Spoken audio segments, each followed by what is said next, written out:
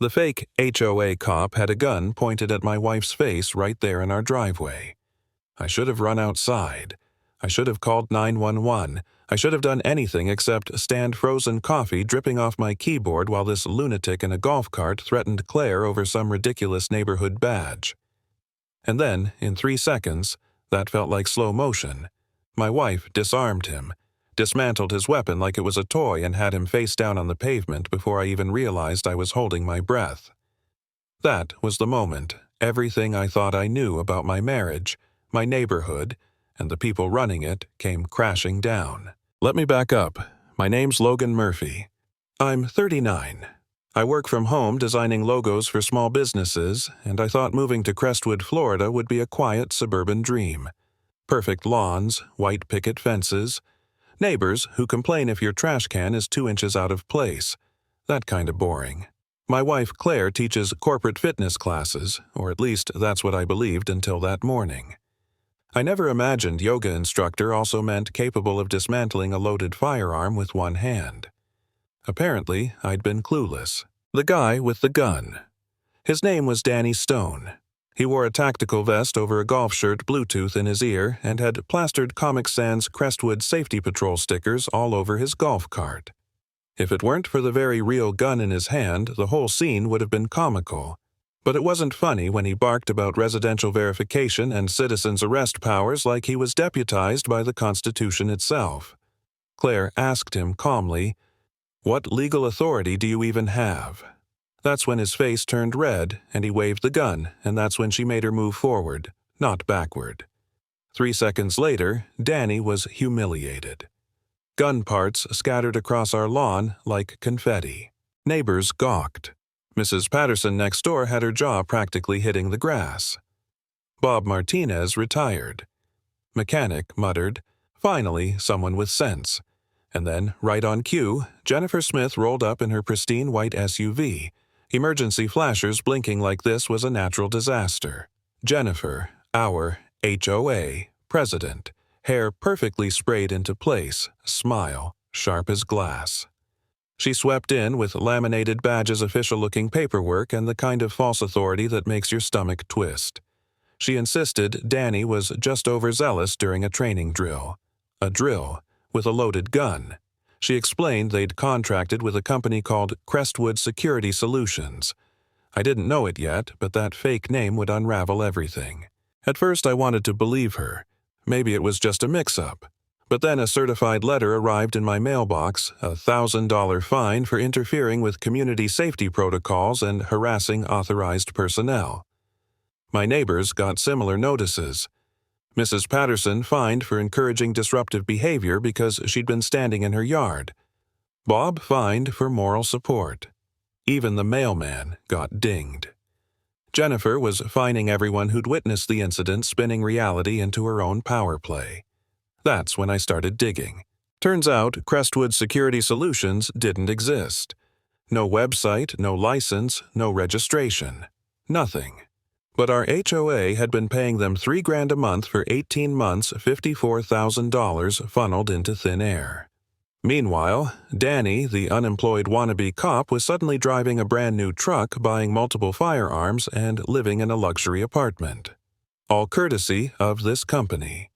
And when I confronted Jennifer at the emergency HOA meeting, she was slick-polished, armed with charts about crime in neighboring towns, and she had the audacity to paint Claire as the aggressor. She told everyone maybe Claire's violent response meant she had something to hide. Half the room nodded along like sheep. The other half shifted uncomfortably when I presented actual evidence, paper trails, bank statements, proof the company was a ghost. Jennifer's mask cracked for a second, but she held it together, promising reviews and audits. Lies, all of it. That night, I sat at my kitchen table surrounded by papers and fines and felt the weight pressing down. Maybe I was wrong. Maybe I was just the paranoid neighbor stirring up trouble. People avoided eye contact, now whispers stopped when I walked past. Jennifer's charm campaign worked Cookie's personal visits, tales of phantom break-ins that no one could actually remember happening. I felt like the villain of my own story. There was a moment, I'll admit it, when I considered paying the fine, shutting my mouth, letting it all slide. I thought maybe Claire and I should just move. Maybe it wasn't worth the fight. But then Claire handed me a notebook and said, "Document everything."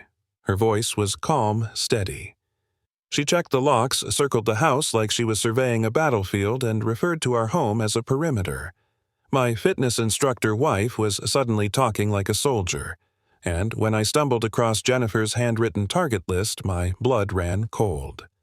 Names of military families circled in red, and there, Claire's name highlighted months before the gun incident. That's when I realized this wasn't paranoia. This was war. Jennifer escalated fast. She filed a restraining order against me claiming I was harassing HOA officials. Suddenly, legally, I couldn't attend meetings or even speak to neighbors about community business. She was building a cage around me.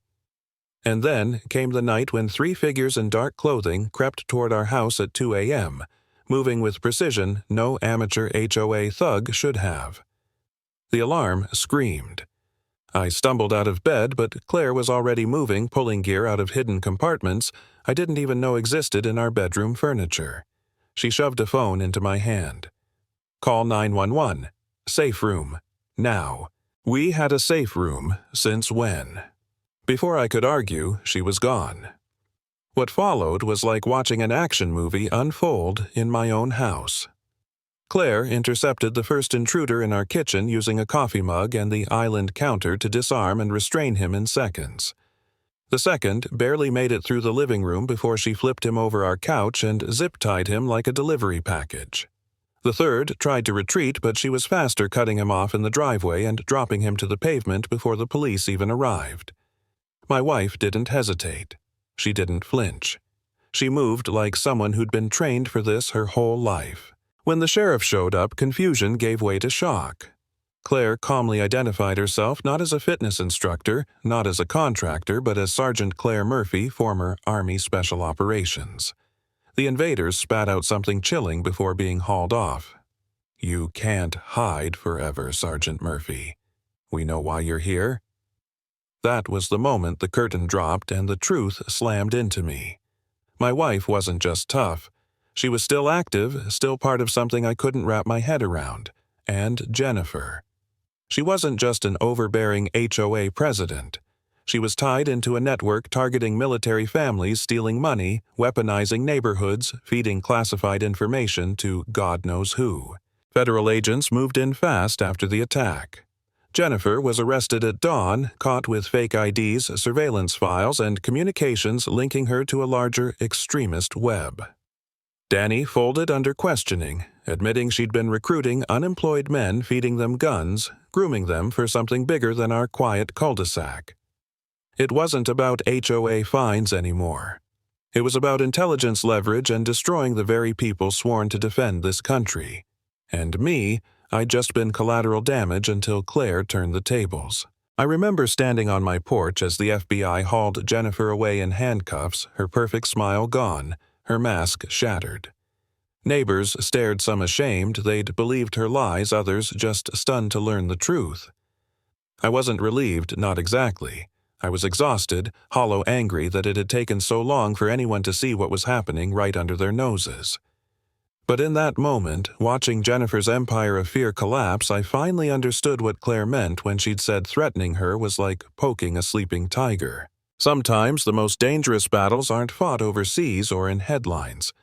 They're fought on quiet suburban streets hidden behind HOA bylaws and fake badges where control and fear can twist an entire community.